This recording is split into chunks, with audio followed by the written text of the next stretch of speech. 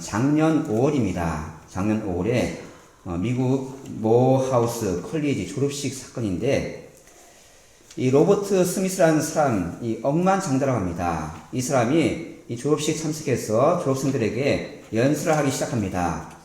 이 돈 많은 부자, 엄청난 부자인데 이 사람이 그냥 자신의 삶에 대해서 연설을 했겠죠. 하지만 그가 한 30분 정도 연설하는데 사람들 조는 사람도 있었고요. 또 여러 가지 또 지뢰하는 사람도 있었으리라 생각됩니다. 근데 마지막 연설을 마칠 때 이 로버트 스미스가 한 말 한마디 때문에 온 사람들이 환호하며 기뻐했던 사건이 있습니다. 이게 실제 있었던 사건인데요. 이 로버트 스미스가 마지막에 뭐라고 얘기했냐면, 거기 참석한 모든 졸업생들이 대출받은 학자금을 내가 대신 다 갚아주겠다.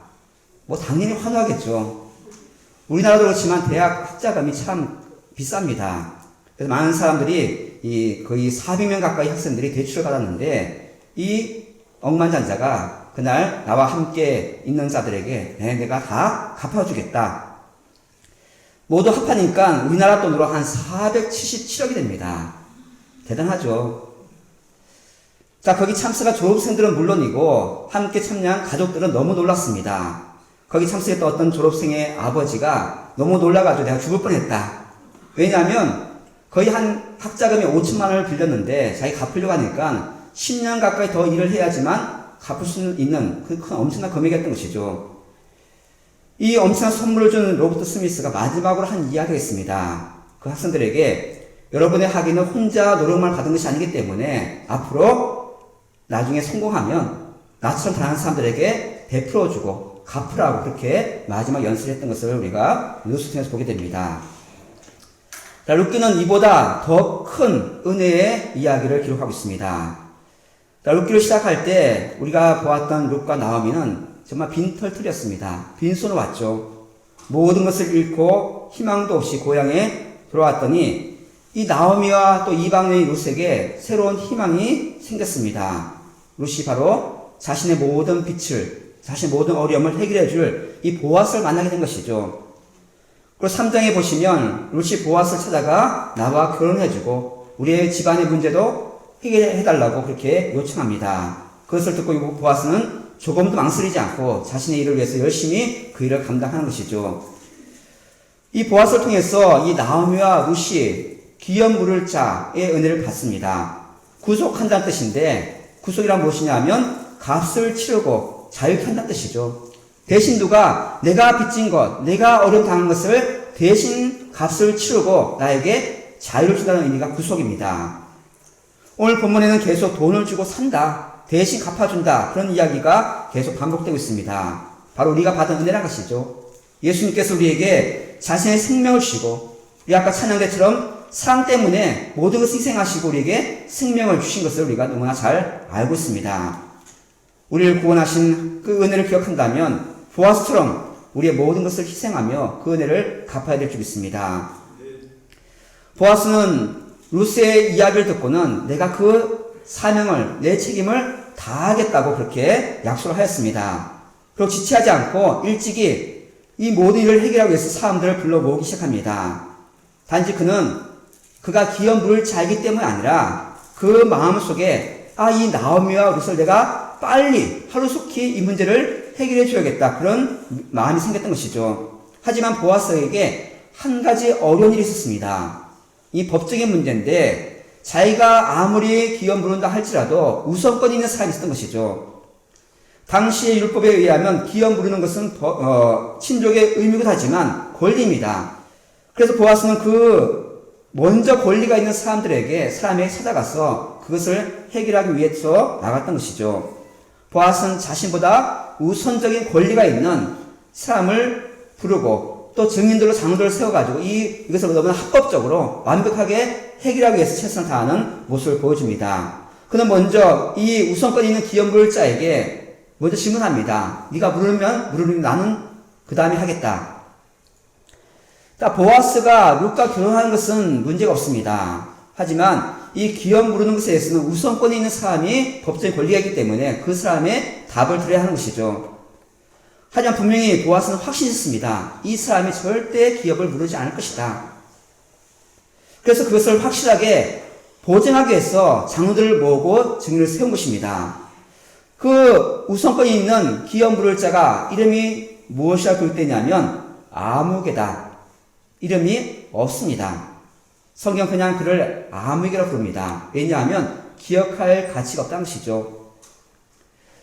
이 보아스의 생각대로 그 친족은 처음에는 기업을 물으겠다고 답하다가 나중에는 그것을 거부합니다. 룻과 결혼을 해서 그 기업을 이어야 한다니까 그것을 거부하는 것이죠.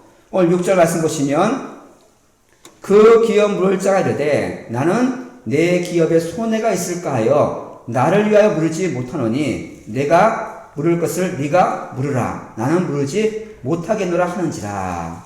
왜 이 아무개 이름 없는 이 사람이 처음에는 내가 하겠다. 내가 그것을 기업을 물으겠다. 그렇게 말했던 사람이 나중에 거부한 이유가 무엇인가? 자, 그래서 기업 물는 것과 이 룻과의 결혼은 다른 문제입니다. 이름을 밝히지 않은 친족이 처음에 허락한 것은 내가 기업을 물으겠다. 나오미의 그 땅을 제가 사겠다는 것이죠. 그가 나중에 싫다는 것은 룻과 결혼을 할 수 없다는 뜻입니다. 자, 왜 그가 이것을 거부했는가? 만약 룻만 아니었다면 이 나오미의 기업을 자기가 사서 나오미가 죽으면 나중에 다 자기 것이 되는 것이죠. 그 땅을 계속 소유할 수 있는, 그러니까 자기 땅이 더 넓어지는 것이죠. 지금은 손해지만 나오미의 땅을 자기가 사면 나오미가 죽은 다음에 그 다음에 후손이 없으니까 자기 것이 될 줄 알고 내가 그렇게 하겠다고 한 것입니다. 근데 문제가 뭐냐면 하나님께서 이스라엘 사람들에게 이 기업 물을 제도, 그러니까 어려운 당한 형제들의 땅을 사라는 이유는 무엇이냐면 자신의 땅을 확장시키고 자신의 부를 추적하기 위한 것이 아니라 다른 사람의 아픔을 대신하고 그들을 위로하라고 주신 말씀이라는 것이죠. 이것은 하나님께서 가나안 땅을 주시면서 약속하신 말씀입니다. 이것은 그 땅의 주인이 누구도 아니라 하나님 그분임을 말씀하신 것이죠. 내가 그 땅의 주인이다. 그러니까 그 땅을 함부로 팔지도 말고 남의 것을 빼앗지도 말고 내 것이기 때문에 하나님의 것이기 때문에 그렇게 살라고 명령하셨습니다. 하나님은 이스라엘 기업 그 땅들을 보호하시고 가업을 보호하시고 가난한 자들 보호하시기 위해서 이 율법을 주신 것이죠. 어려운 사람들, 가난한 사람들이 어려움 당할 때 부자들이 함부로 빼앗지 못하게 그것을 기회로 삼아서 자기의 부를 축제하지 못하게 하나님께서 법적으로 막으신 것입니다. 돈이 많다고 해서 하나님이 주신 땅을 함부로 살 수 없었습니다. 자, 그런데 이 아무개가 그것을 악용해가지고 자신의 땅을 더 확장시키려고 자신의 꼼수를 부린 것이죠. 자신의 이익을 위해서, 나를 위해서 하나님의 법을 악용한 것입니다. 그런 나오미에게 대가 없으면, 그 기업을 이을 후손이 없으면 나중에 자기 것이 될 것을 분명히 알았기 때문에 내가 그렇게 하겠다고 처음에 그렇게 말한 것이죠. 지금 돈을 투자해서 나중에 내 기업이 더 커질 것을 생각한 것입니다. 그런데 보아스의 말 한마디 때문에 그 기대가 다 무너지게 된 것이죠. 5절 말씀 보시면 보아스가 이르되 네가 나오미의 손에서 그 밭을 사는 날에 곧 죽은 자의 아내 모압 여인 룻에게서 사서 그 죽은 자의 기업을 그의 이름으로 세워야 할지니라 하니. 자, 좋은 꿈을 가지고 내가 이 좋은 땅을 사가지고 좋은 투자해서 내가 나중에 큰 부자가 되겠다, 그런 헛된 꿈을 꾸었는데 걸릴 게 있습니다. 룻이 있다는 것이죠. 이방 여인 룻이 있는데 룻이 포함될 경우에는 많은 문제가 발생합니다. 친족이라면 나오미의 기업을 물을 뿐만 아니라 룻과 결혼해서 그 후손도 그 대를 이어줄 책임이 있었던 것이죠. 그 친족 아무개가 만약 룻과 결혼한다면 룻이 낳을 아들이 그 아무개의 후손이 되는 것이 아니라 나오미의 후손이 됩니다. 그러면 나중에 이 나오미의 땅이 자기 것이 아니라 결국은 나오미의 후손이 차지하게 되는 것이죠. 더 나아가서 룻이 만약 아이를 낳는다면 나중에 이 아무개에게 또 유산도 요구할 수 있습니다. 땅도 빼앗기고 재산도 빼앗기는 그런 위기에 처하게 된 것이죠. 그래서 경제적으로 봤을 때 아무리 생각해도 이것은 나에게 손해다. 그래서 그것을 거부했던 것입니다. 오늘 6절 말씀 보시면 그 기업 물을 자가 이르되 나는 내 기업에 손해가 있을까 하여 나를 위하여 물지 못하노니 네가 내가 물을 것을 네가 물으라 나는 물으지 못하겠느라 하는지라. 왜 거부합니까? 나에게 손해가 있다는 것이죠. 기업 부른다는 것은 손해를 감당하고 다른 사람을 살리는 일입니다. 그런데 이 아무개가 기업 부르는 일을 나를 위해서, 나의 부를 위해서 이용해서 헛된 꿈을 꾸었던 것이죠. 우리는 흔히 하나님의 일을 한다고 하면서 이런 착각에 빠졌습니다. 우리가 교회 와서 여러 가지 일을 하면서 나에게 도움이 안 되는데 그렇지 않다는 것이죠. 하나님의 일은 내가 손해를 보더라도 열심히 할 수밖에 없는 일입니다. 많은 계산이 아니라 내가 손해라도 이게 하나님의 일이라면, 하나님 기뻐하시는 일이라면 그것을 마땅히 감당해야 하는 일이라는 것이죠. 기업 물을 자의 제도, 그러니까 어려운 가정에 그것을 해결해주는 이 제도는 이스라엘 사람들에 주신 하나님의 의무고 책임입니다. 애굽 땅에서 땅 없이 아무것도 없었죠. 이스라엘 사람들 아무것도 없는 이 노예를 하나님께서 구원하셔서 하나님의 백성을 만들어 주셨습니다. 그리고 땅도 선물로 주셨습니다. 원래 그들의 것이 아니에요. 하나님께서 주신 선물입니다. 그래서 하나님은 가나안 땅에 들어가면 땅을 함부로 팔지 말라. 왜냐하면 그 소유권이 그들에게 있는 것이 아니라 하나님께 있기 때문에 그 땅의 주인은 우리가 아니라 하나님이라는 것이죠.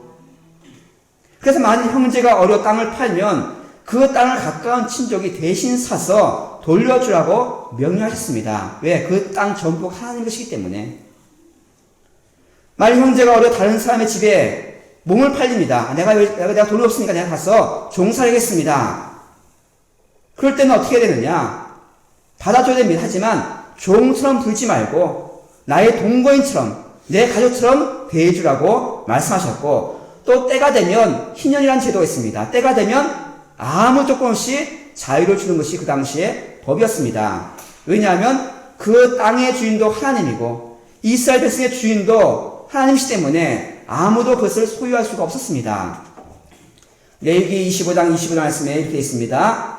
이스라엘 자손은 나의 종들이 됨이라. 그런 내가 애굽 땅에서 인도하여 낸 내 종이요 나는 너희의 하나님 여호와니라. 이스라엘 백성이 하나님의 종이기 때문에 다른 사람이 그 사람들 종으로 부를 수가 없었습니다. 다 하나님의 것이라는 것이죠. 이스라엘 사람들이 살고 있는 땅도 하나님의 것이고 그 백성들도 하나님의 것이고 모든 소유물도 하나님의 것이기 때문에 하나님은 서로가 나눠주며 하나님 주신 땅에서 서로가 사랑하며 평화롭게 살라고 계명을 주셨습니다. 그래서 땅을 경작할 때도 6년을 땅을 경작합니다. 그 소출을 먹습니다. 7년째가 되면 그 땅을 놀려야 됩니다. 경작하지 않습니다. 그래도 뭐 열매나 밭이 자라겠죠. 그러면 내버려둡니다. 누구를 위해서? 가난한 사람들과 나라를 위해서 그냥 두는 것이죠. 자, 만일에 지금 이 대한민국에 그런 법이 있다. 여러분 좋을까요? 싫을까요? 있는 자들은 힘들겠죠. 어려운 자들은 환호성을 부르겠죠. 가까운 친족이 내가 어려울 때 대신 나의 모든 빚을 갚아준다. 할 수 있을까요? 야고보서 2장 15절 16절 말씀에 이런 말씀이 있습니다. 만일 형제나 자매가 헐벗고 일용할 양식이 없는데 너희 중에 누구든지 그에게 이르되 평안히 가라, 덥게 하라, 배부르게 하라 하며 그 몸에 쓸 것을 주지 아니하면 무슨 유익이 있으리요? 우리가 하나님 안에서 그리스도 안에서 한 형제가 됐다면 형제의 아픔을 우리가 말로만 위로하는 것이 아니라 실제로 도움을 줘야 하는 것이죠. 얼마 전에 이런 뉴스를 보았습니다. 코로나 때문에 많은 사람들이 어려워요. 특히 가게를 운영하는 사람들이 참 어려움을 겪었습니다. 어느 한 자영업자가 너무나 힘드니까 이 월세가 나가잖아요. 장사는 안 돼도. 고민하다가 이 건물 주인에게 문자를 보냅니다. 내가 너무 힘드니까 이 월세를 10만 원만 깎아주세요. 그 주인이 어떻게 했을까요? 월세를 깎아주는 건 아무 도움 안 되니까 계좌번호를 불러달라. 내가 생활비를 내가 100만 원 주겠다. 100만 원 줬다는 거예요. 이게 지금 현재 있는 일입니다. 하나님은 이스라엘 백성들을 애굽에서 구원하시고 생명을 주셨습니다. 마찬가지로 우리 성도들을 하나님이 예수님의 그 보혈의 값으로 사셔서 우리에게 자유를 주셨습니다. 하나님의 자녀 삼으셨던 것이죠. 그리고 우리 성도들이 서로가 어려울 때 서로가 도와주고 은혜를 갚는 것은 너무나 마땅한 일입니다. 그것이 우리의 책임이라는 것이죠. 물질적으로 어려움을 당하는 이것도 마찬가지지만 또 영적으로 또 많은 어려움을 당하는 성도들이 있습니다. 우리가 꼭 물질이 아니라 우리가 최선을 다해서 그들을 위로하고 그들의 힘이 되는 성도가 되기를 간절히 원합니다. 그들의 아픔을 우리가 위로하고 그들의 빈 곳을 우리가 채워줘야 할 책임이 있다는 것이죠. 또한 그리스도인들은 온 세상에 빛을 얻습니다. 온 세상을 하나님의 은혜로 채워줘야 할 마땅한 의무가 우리에게 있다는 것이죠. 먼저 우리를 구원하셨기 때문에 아무것도 아닌 저들을 구원하셔서 하나님의 자녀 삼으셨기 때문에 그 은혜를 안다면 우리 이웃들에게 안 믿는 영혼들에게 그 은혜를 전파할 책임도 우리에게 분명히 있습니다. 모든 그리스도인들은 예수님의 그 은혜를 받았다면 우리가 그 은혜를 갚아야 한다는 것이죠. 바로 복음을 위해서 우리 이웃을 위해서 복음을 전하는 것도 그 사명을 감당하는 일인 줄 믿습니다. 하나님의 은혜를 경험한 사람들로서 우리 형제의 아픔을 돌아보고 또 안 믿는 영혼을 위해서 날마다 애쓰는 것이 우리 성도들의 마땅한 책임이라는 것이죠. 보아스가 귀여운 물을 자로서 그 책임을 다했습니다. 성실히 일을 감당했습니다. 우리의 주어진 일들을 함께 감당하는 여러분 되기 원합니다. 그리스도인이 되어서 복음의 빚진 자가 되어서 이제 나를 위해 사는 것이 아니라 주님을 위해서 또 다른 사람을 위해서 살아가는 그런 책임 있는 성도가 되기 원합니다. 다른 사람들에게 복음을 전하는 책임이 있습니다. 또 어려움을 처한 사람들을 도우는 책임도 있습니다.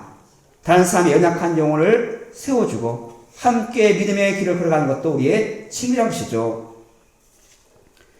세상 사람들처럼 더 좋은 어떤 것을 가지기 위해서 노력하는 것이 아니라 더 부를 주기 위해서 하는 것이 아니라 하나님 주신 은혜를 우리가 누리면서 그 은혜를 갚으며 사는 것이 우리 성도들의 책임입니다. 말씀 읽겠습니다. 하나님은 우리에게 은혜를 주셨습니다. 예수님을 통해서 우리에게 자유를 주셨고 하나님 나라를 선물로 주셨습니다. 그리고 다른 사람들에게 그 받은 은혜를 나누어라고 명령하셨습니다. 하나님은 우리에게 능력 밖의 일을 시키지 않습니다. 난 돈이 없는데 무슨 돈으로 내가 다른 사람 돕겠느냐? 하나님은 그렇게 명령하지 않습니다. 내가 가진 능력, 내가 할 수 있는 만큼, 하지만 최선을 다해서 우리의 주신 사명을 감당하라고 주님은 명령하셨습니다. 귀한 물을 우선권이 있었던 아무개, 이름도 없는 그 사람은 충분히 나오미와 룻의 기업을 물을 힘도 있었고 자격도 있었고 능력도 있었습니다. 근데 그 사람은 자신의 손해 때문에 내 기업에 손해가 있을까봐, 내가 손해를 볼까봐 그 책임을 다하지 않았습니다. 반대로 똑같은 상황이지만 손해에 물을 것을 감수하면서 보아스는 그 책임을 다했던 것이죠. 기꺼이 내가 그것을 감당하겠습니다. 왜? 보아스는 은혜를 알기 때문에. 그는 오히려 그렇게 되기를 원했습니다. 내가 손해를 감당하겠습니다. 내가 그 기업물 자가 되겠습니다. 오히려 그것을 기뻐하면서 자신의 책임을 다했던 것이죠. 보아스는 은혜를 알았고 은혜를 입은 자였고 또 그 은혜를 갚을 줄 아는 자였습니다. 우리가 주인 진매 일을 하면서 어떤 사람들은 뭔가 이익을 구할 때가 있습니다. 하지만 하나님은 하나님의 일은 내가 어렵더라도 끝까지 그 일을 감당해야 되는 일이란 것이죠. 왜냐하면 우리는 이미 갚을 수 없는 은혜를 입었습니다. 예수님은 나의 죄로 인해서 내가 받아야 할 엄청난 죄의 값을 대신 치르시고 생명으로 우리에게 생명을 주셨기 때문에 목숨을 비쳤다는 것이죠. 영원한 삶을 우리가 비쳤습니다. 우리는 복음의 빚진 자로서 누구의 아픔을 위로하고 누구의 빈 곳을 채워줘야 할 책임이 분명히 있습니다. 우리가 이웃을 책임지고 또 우리가 그 사명을 감당할 때 하나님은 그것을 다 기억하신다고 분명히 약속하셨습니다. 히브리서 6장 10절 말씀 보시면 하나님은 불의하지 아니하사 너희 행위와 그의 이름을 위하여 나타낸 사랑으로 이미 성도를 섬긴 것과 이제도 섬기고 있는 것을 잊어버리지 아니하시느니라. 하나님 반드시 기억하십니다. 또한 11절 말씀에 우리가 간절히 원하는 것은 너희 각 사람이 동일한 부지런함을 나타내어 끝까지 소망의 풍성함에 이르러 게으르지 아니하고 믿음과 오래 참음으로 말미암아 약속들을 기업으로 받는 자들을 분받는 자 되게 하려는 것이니라. 하나님 우리의 모든 것을 기억하십니다. 그러면서 부탁하시기를 우리 소녀들이 그렇게 살았던 것처럼 우리 약속을 기업을 받았다면 우리가 그것을 알고 그것을 본받아서 열심히 부지런히 게으르지 말고 주신 사명을 감당하기를 주님은 우리에게 원하고 계십니다. 나에게 주어진 책임 아무개는 그것을 거부했습니다. 그래서 이름도 몰라요. 기억되지 않습니다. 하지만 보아스라는 이 사람은 영원히 그의 이름이 기억됐습니다. 하나님의 주신 사명을 감당했던 그것을 기억하면서 우리 자신도 하나님이 우리의 모든 것을 기억하시는 것을 믿고 날마다 주를 위해서 충성하는 귀한 일꾼 되기 원합니다. 비록 힘들고 어렵지만 내가 할 수 있는 만큼 내 능력 닿는 만큼 열심히 부지런히 우리의 주어진 책임을 감당할 여러분 되기 원합니다. 만약 성도들의 아픔이 있다면 그것은 우리의 책임이라는 것이죠. 우리 한 몸이고 한 공동체이기 때문에 함께 그것을 이겨내고 함께 위로하고 함께 세워져가는 귀한 교회가 되기를 주로 축원을 드립니다.